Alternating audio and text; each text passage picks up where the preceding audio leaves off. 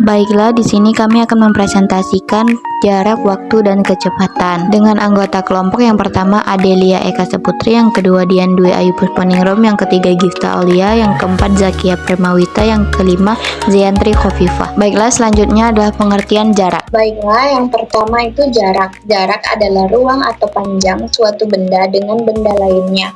Seberapa jauh suatu benda dengan benda lainnya. Contohnya seperti panjang dari mobil hingga rumah disebut jarak. Jarak dapat diukur dengan suatu meter, sentimeter, kilometer, dan lain sebagainya. Lalu yang kedua, apa itu waktu? Waktu seluruh rangkaian suatu kegiatan, proses pembuatan suatu keadaan berlangsung, seberapa lama suatu kejadian dengan kejadian yang lainnya berlangsung. Contohnya, seberapa lama siang menjadi malam disebut waktu. Waktu dapat diukur dengan detik, menit, hari, bulan, tahun, dan lain sebagainya. Lalu yang ketiga, kecepatan. Kecepatan merupakan perbandingan antara jarak dengan waktu tempuhnya. Kecepatan menunjukkan seberapa cepat suatu benda berpindah tempat pada selang waktu tertentu. Contohnya, mobil yang dikemudikan oleh Semir Hadid mampu melakukan perjalanan sejauh 150 km dalam waktu 3 jam. Selanjutnya menjelaskan rumus kecepatan, jarak, dan waktu. Baik, di sini saya akan menjelaskan rumus kecepatan, terus jarak, dan waktu. Nah, kita buatnya rumus segitiga Jokowi. Segitiga Jokowi. Kita di sini buat segitiganya dulu ya, teman-teman. Gini. Terus gini. Terus ini dibagi. Terus gini. Di sini di atas J, di sini K, di sini waktu. Nah, J ini itu jarak. Jarak itu terdiri dari km, meter, sama sentimeter. Terus waktu. Ini waktu ya, teman-teman. Waktu itu terdiri dari jam, menit, dan detik. Terus di sini K. K itu kecepatan. Di kecepatan itu ada km per jam. Terus ada meter per menit. Misalnya 50 m jarak. Terus 2 menit itu waktu. 2 menit waktu, dan 25 meter per menit itu kecepatan. Nah, jadi di sini rumus jarak ya, teman-teman. Jarak. Jadi di sini jarak tanda tanya J kan.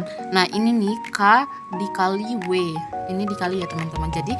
Jadi rumus jarak itu K kali W. Sedangkan waktu sama dengan tanda tanya, rumusnya itu J dibagi K. Berarti sini W sama dengan J bagi K. Sedangkan rumus kecepatan tanda tanya ini berarti K sama dengan J bagi waktu. Sekian, terima kasih. Selanjutnya contoh soal jarak. Jadi di sini saya akan bahas tentang jarak. Nah, contoh soalnya, sebuah mobil bergerak dengan kecepatan rata-rata 60 km per jam selama 2 jam.